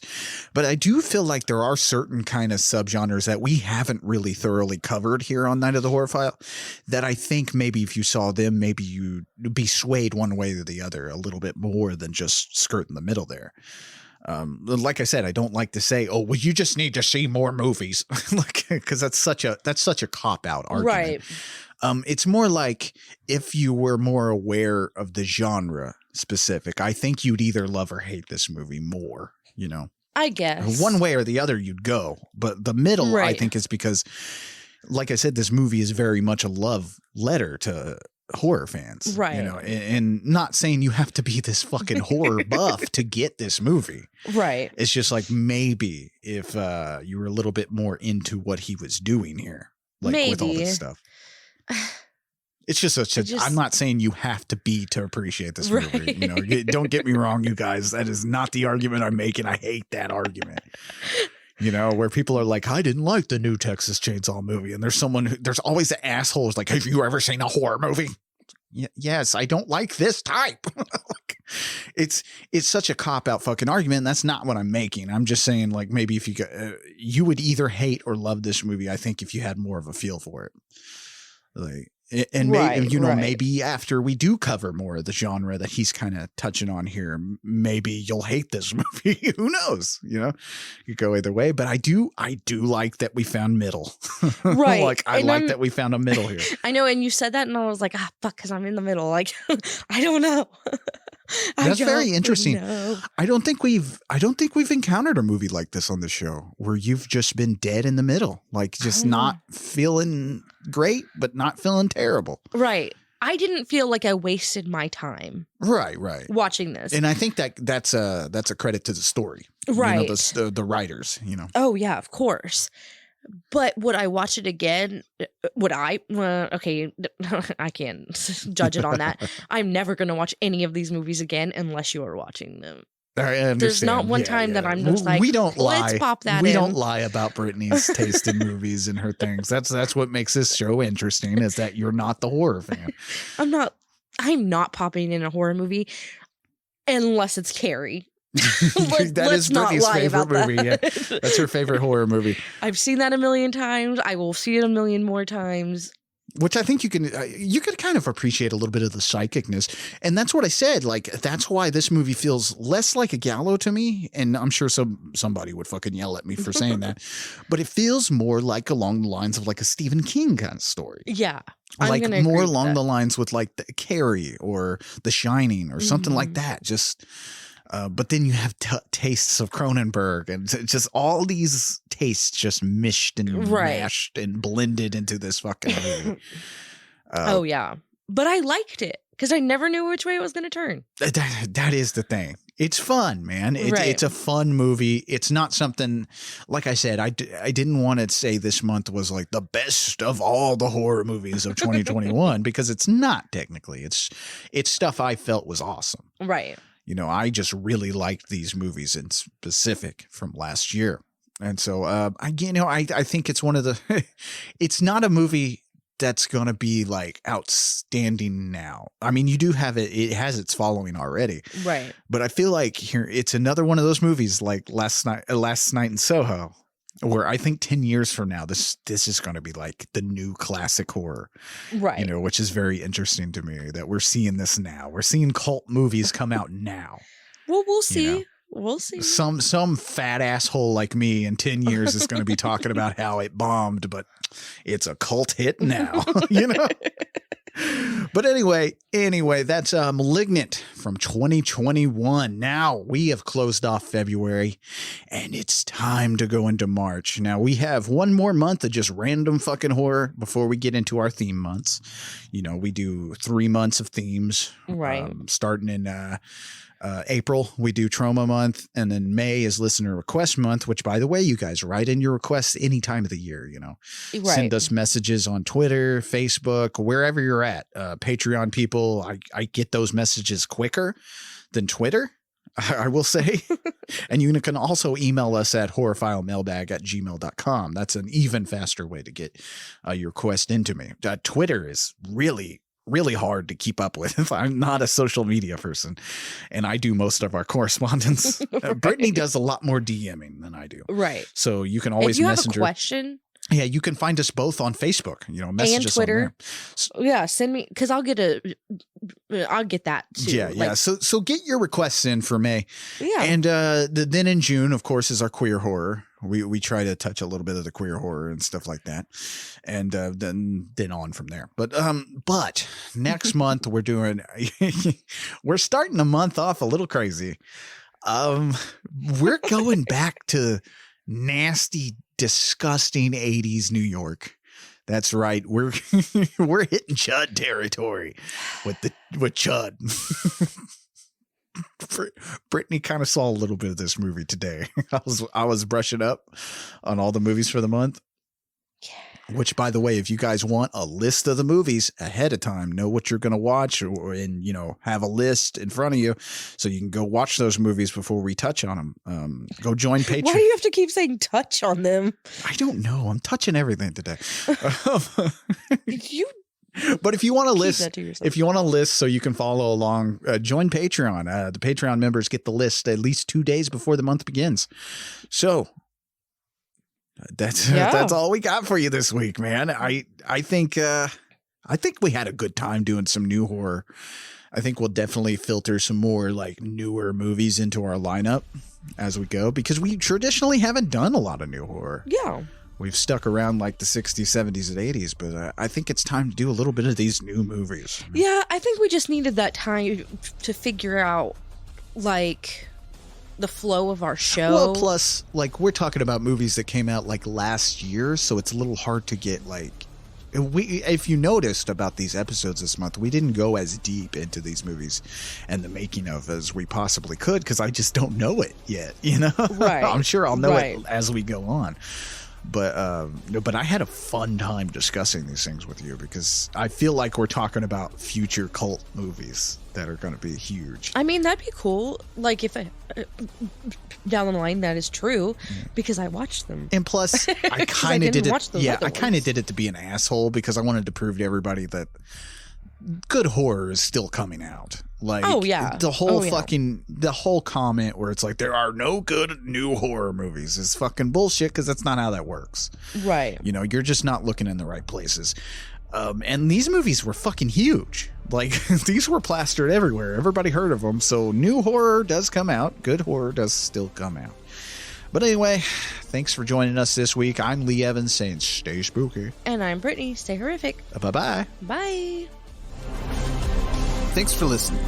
To get a hold of us and submit your stories, fan mail, and death threats, you can find us on Twitter, Instagram, Facebook, and nightofthehorrorfile.com. Our theme song was written and performed by John Brennan, used with permission. Find John at shopjb.bandcamp.com and at badtechno.com. If you like what you hear, leave a good review wherever you listen to podcasts, and share the show on your social media. See you next week.